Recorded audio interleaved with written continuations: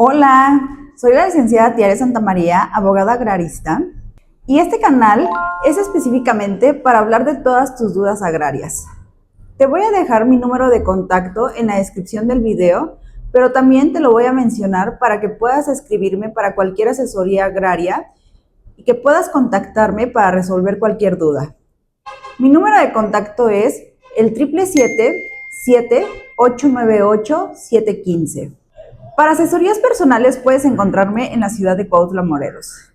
No dudes en agendar tu cita, ya sea vía remota o de manera personal. En este primer tema vamos a platicar sobre la separación temporal y definitiva de ejidatarios. En TikTok me han preguntado mucho sobre cómo puedo hacer una asamblea de formalidades especiales si tengo un padrón muy amplio.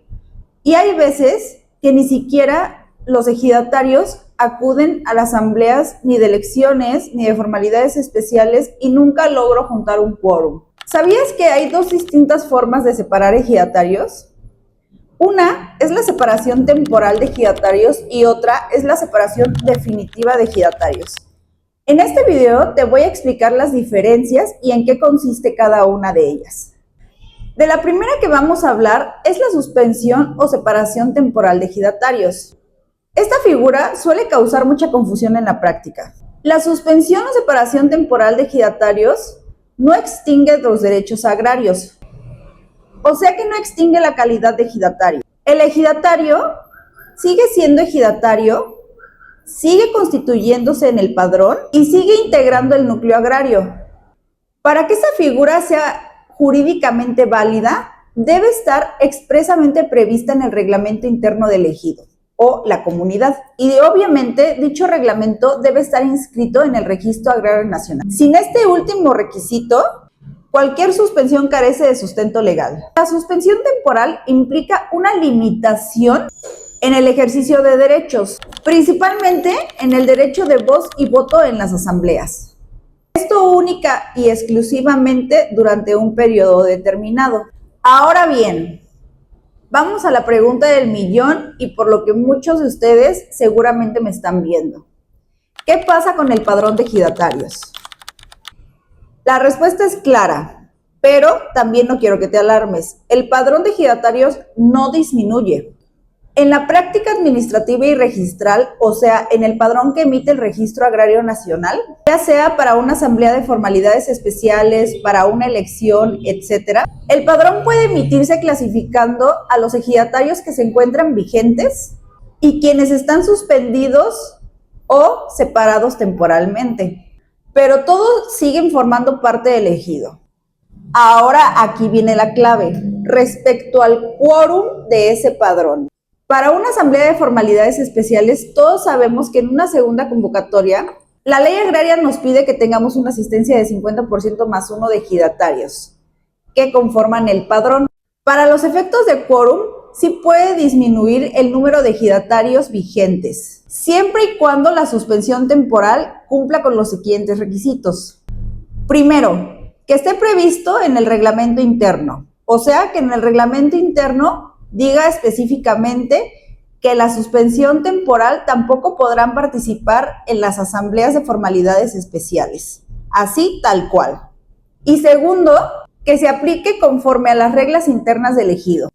Es decir, no baja el padrón, pero sí puede bajar el número de ejidatarios vigentes para computar el quórum. Aquí, por ejemplo, cuando se emite el padrón por el Registro Agrario Nacional, el Registro Agrario Nacional, al emitir el listado, hace una anotación registral donde hace una especificación señalando que esos ejidatarios fueron separados temporalmente y que no pueden participar en esa asamblea de formalidades especiales, ya que su reglamento interno así lo especifica.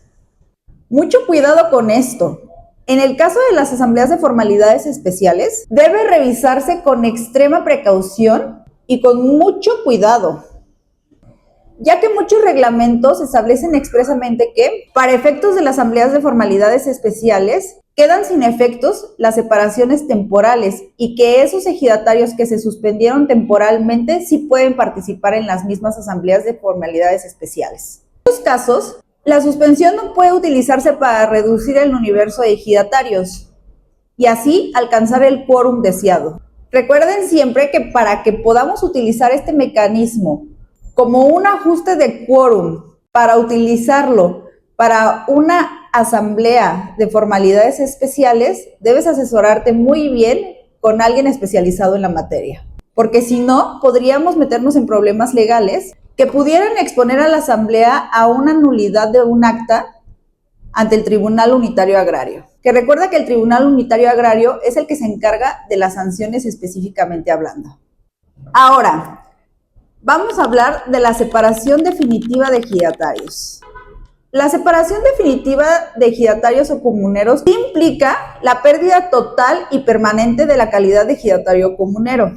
Aquí se extingue el vínculo jurídico entre la persona y el núcleo agrario. Esta separación opera únicamente como consecuencia de causas legales específicas, que ahorita te voy a explicar. Cuando un ejidatario hace una enajenación de derechos parcelarios o pierde su parcela por una prescripción, conforme al artículo 48 de la Ley Agraria, y el ejido no tiene uso común, estamos hablando de alguien que prácticamente queda sin derechos agrarios. También tenemos otro supuesto, cuando tenemos ejidatarios que sabemos que ya fallecieron y que no dejaron testamento agrario, lista de sucesores y ya no tienen derechos agrarios, podemos apoyarnos incluso con el municipio para que se expidan las debidas actas de defunción para acreditar con el Registro Agrario Nacional que son personas ya finadas sin derechos agrarios vigentes para su debida separación. Otra causal de separación definitiva de un ejidatario puede ser también la adopción del dominio pleno. Si un ejidatario adopta el dominio pleno de su parcela, tampoco tiene uso común el ejido y ya no tiene otra parcela más, puede ser causal de separación definitiva. ¿Cuál es el procedimiento a seguir?